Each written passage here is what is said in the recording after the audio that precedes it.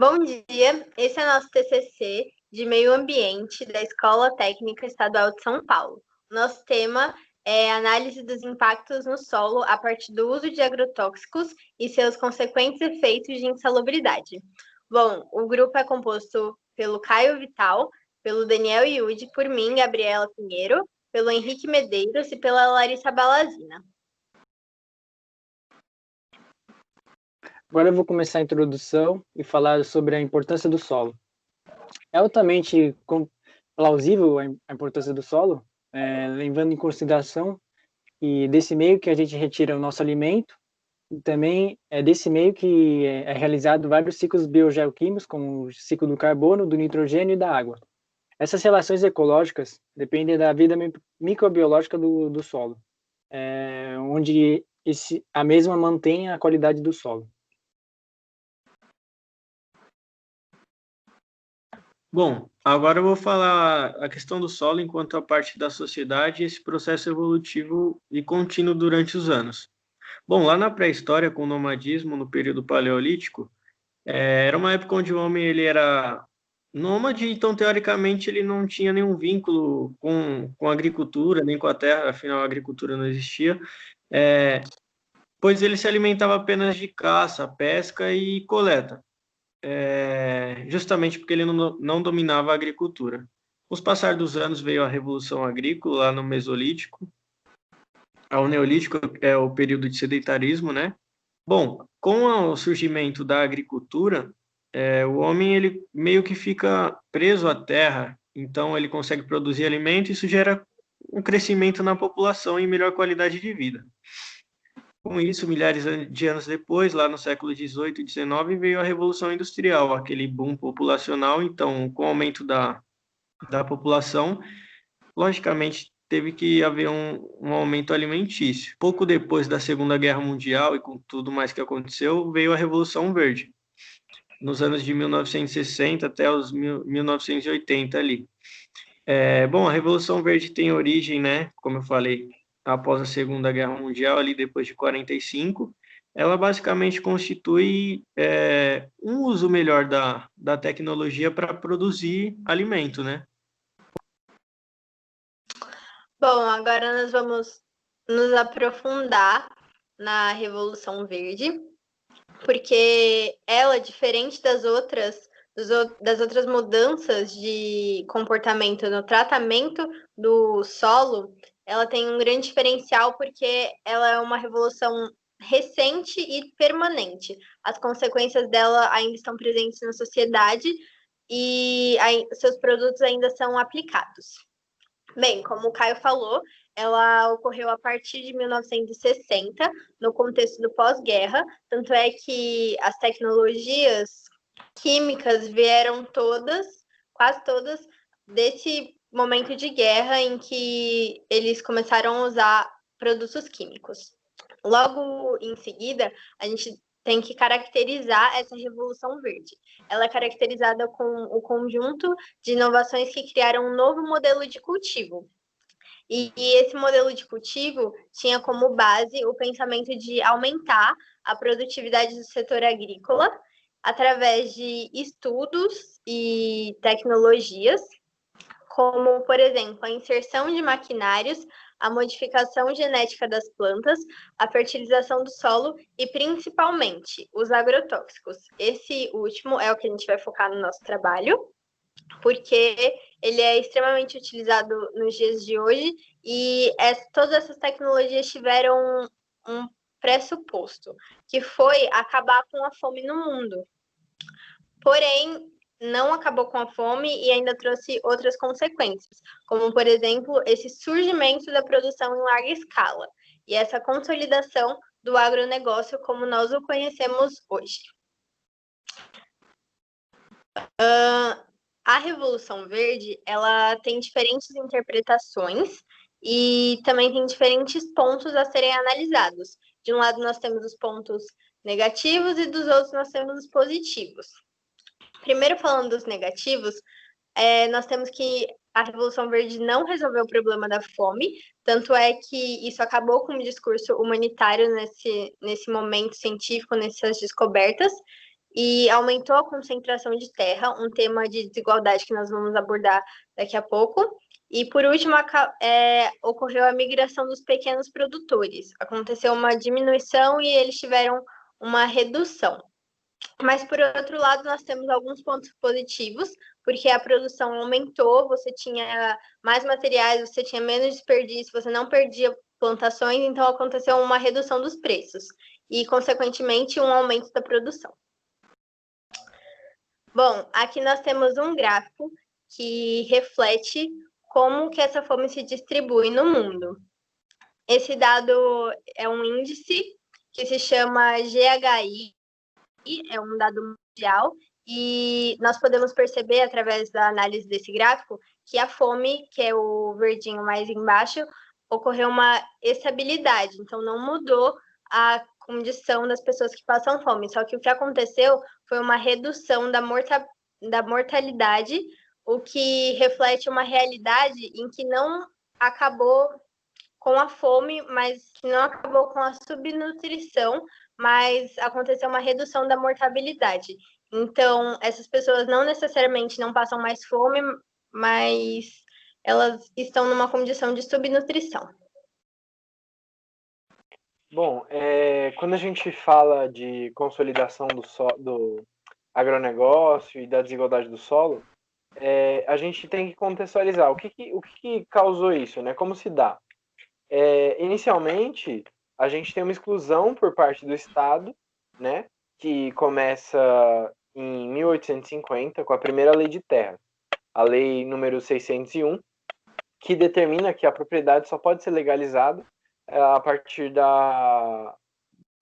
dos cartórios, onde é utilizado o dinheiro para a legalização dessa terra.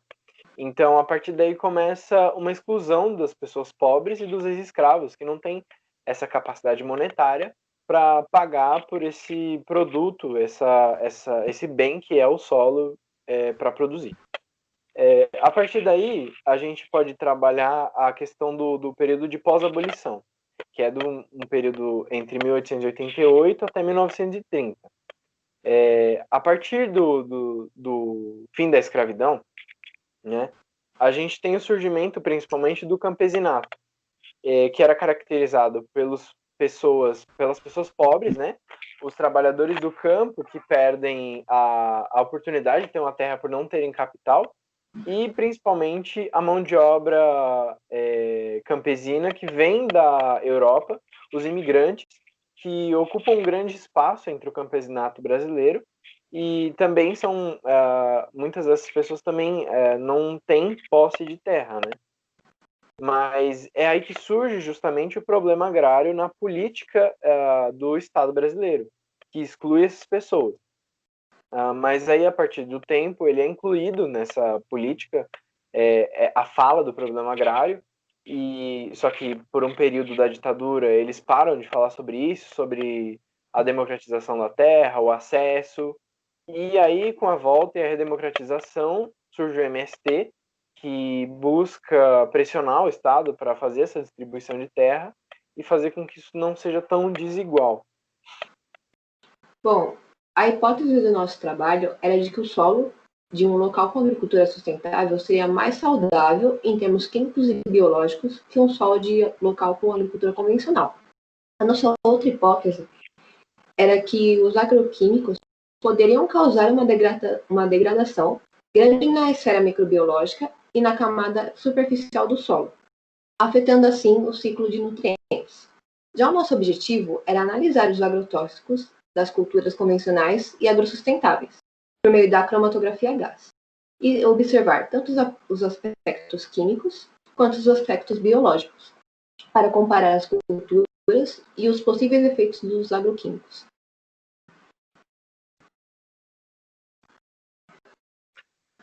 Bom, agora eu vou falar um pouco da metodologia, né? Iniciando pelo local de análise. Primeiro a gente vai falar sobre uma agricultura sustentável, né? Essa coleta que a gente fez foi no núcleo do MST, Chico Mendes, lá em Cajamar, na propriedade do Mauro, né? Quem toma conta ali da questão administrativa da comunidade. Bom, basicamente, a propriedade ela é regida pela natureza. Então, a irrigação é totalmente pluvial, ou seja, somente pela chuva. A produção do Mauro lá tem cerca de 11 anos estabelecida naquele local. Basicamente, ele planta lá o quê? Manga, limão e a temoia e a babosa. Bom, como a gente fez a coleta? Basicamente, a gente pegou um espaço de 3 metros quadrados, pontuando 5 pontos. Esses 5 pontos, mais ou menos de 0 a 20 centímetros de fundura para análise.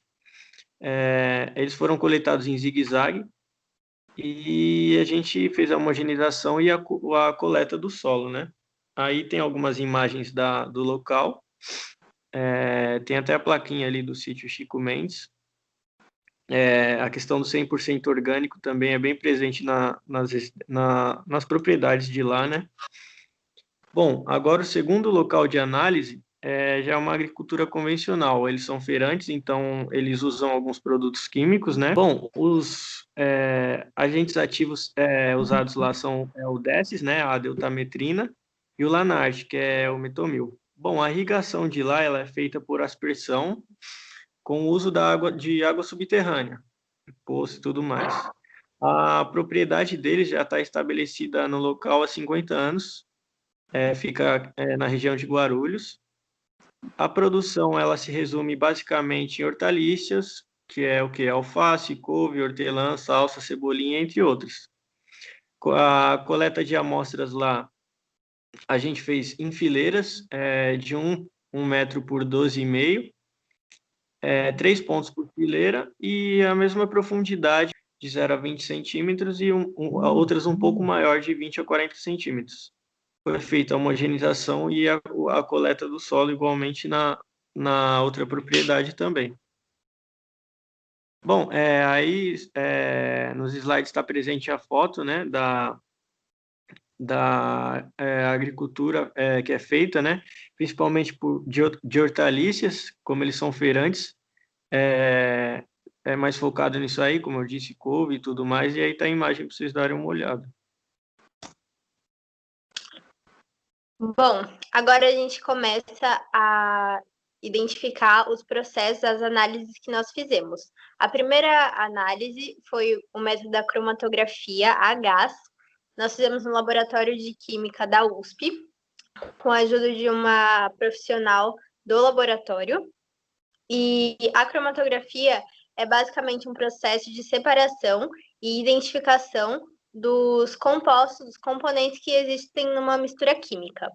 Bom, essa cromatografia, ela foi dividida em 4 etapas, que primeiro temos o preparo da amostra, em que nós secamos o solo numa estufa a 70 graus Celsius e depois nós maceramos o solo para que diminuísse o tamanho das partículas.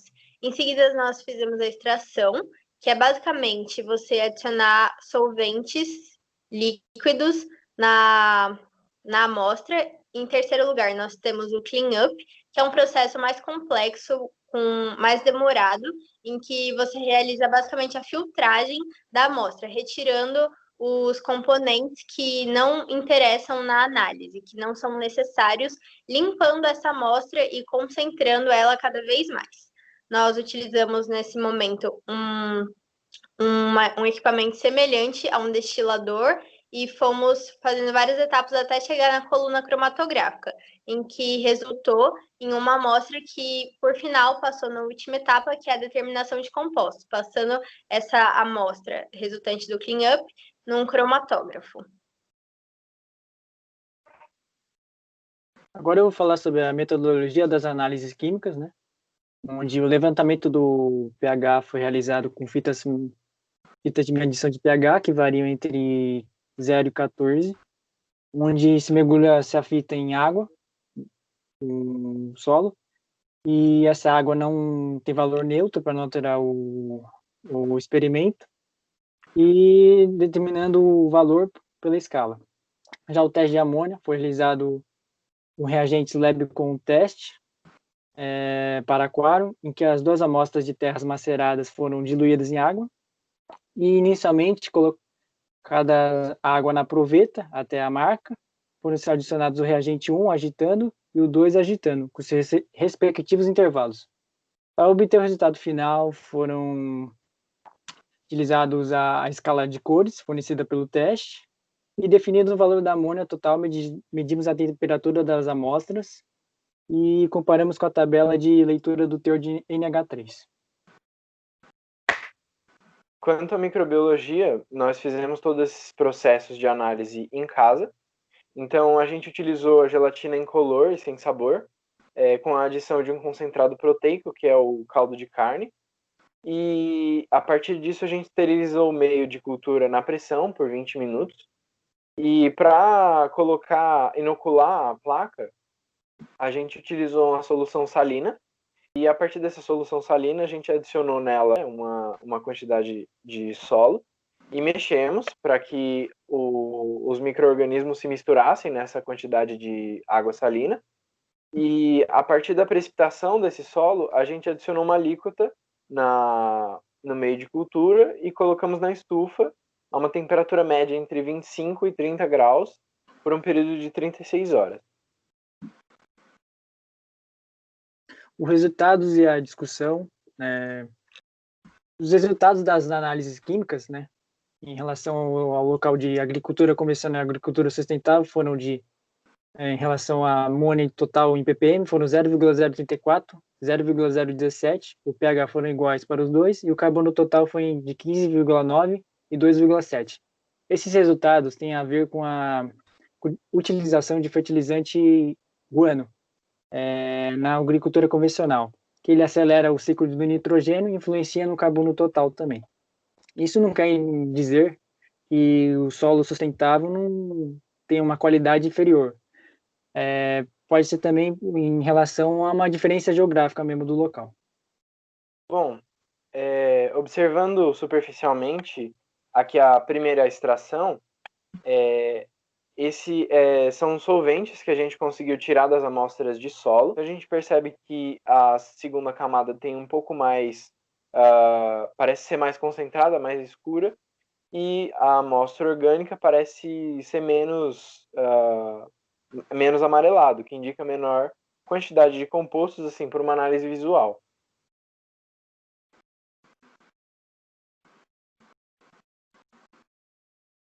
Bom, agora sobre o estado dos pesticidas. Dentre os 9 pesticidas analisados, 5 possuem seu uso banido.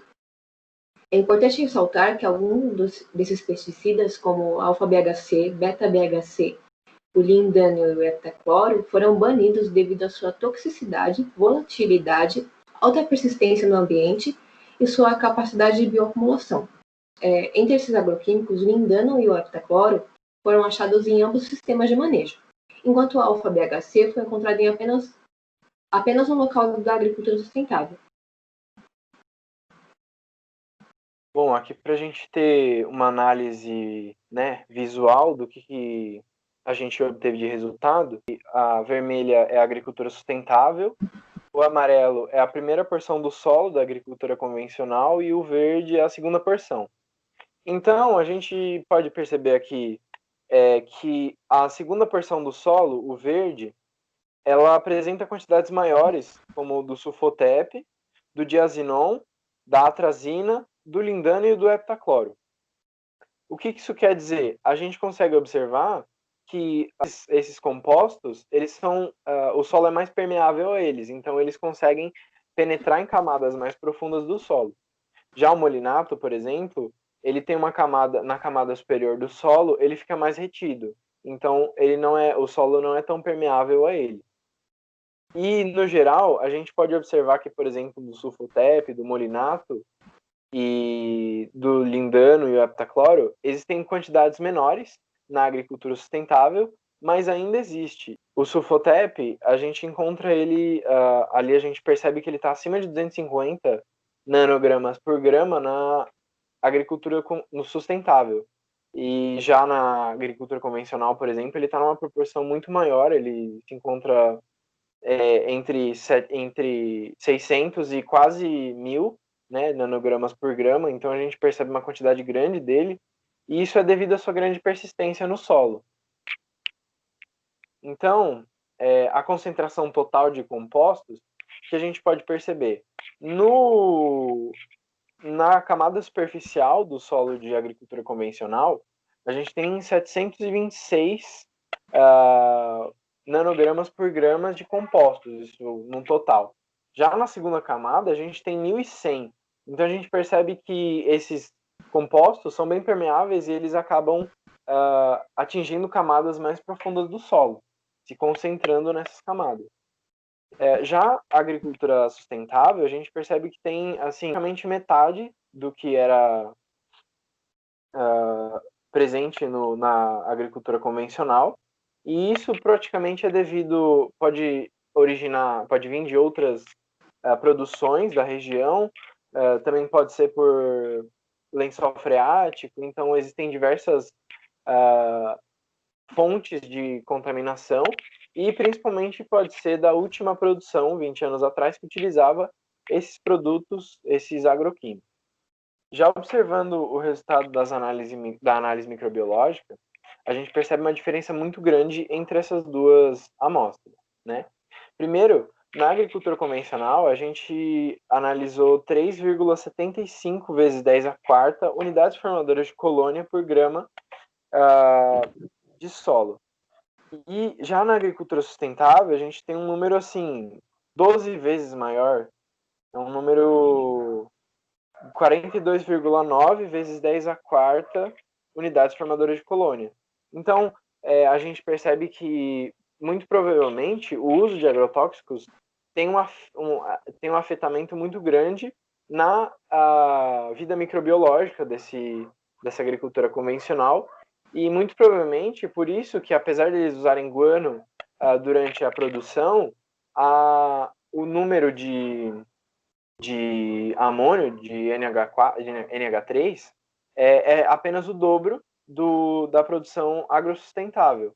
Justamente, eles usam guano em grandes proporções, então é mais guano para ser processado pelo ciclo do nitrogênio. Já na agricultura sustentável tem mais bactérias, né? Tem mais vida microbiológica, o que facilita, né, essa produção, então ela pode ser considerada um pouco mais estável, né? Bom, agora eu vou falar sobre a conclusão. E nós concluímos que a produção convencional possui maior concentração total de pesticidas, e aqueles que consomem esses produtos se apresentam em risco por conta da alta concentração de compostos cancerígenos. Concluímos também que o solo da agricultura sustentável apresentou quantidades significativas de compostos químicos. Possivelmente, a origem desses compostos se dá nos arredores do mesmo ou em tratamentos passados do solo. Os impactos gerais dos agrotóxicos no solo incidem na microbiota. E isso pode causar uma redução da quantidade de unidades formadoras de carbono no solo da agricultura convencional, comprometendo também o ciclo do nitrogênio. São necessários estudos futuros que busquem entender a origem dos agrotóxicos no solo da agricultura sustentável. Bom, um pouco das nossas referências para esse trabalho. Agora, os agradecimentos. Eu queria agradecer a orientadora Natália Caruso, ao professor Fábio, que ajudou a interpretar os resultados, a auxiliar técnica do Instituto de Química, a Lênis Barreiro, que ajudou todo nessa conclusão do nosso TCC, a auxiliar técnica do laboratório do Embrapa, a Juliana de Oliveira, e a Universidade de São Paulo, a USP. E é isso, obrigado.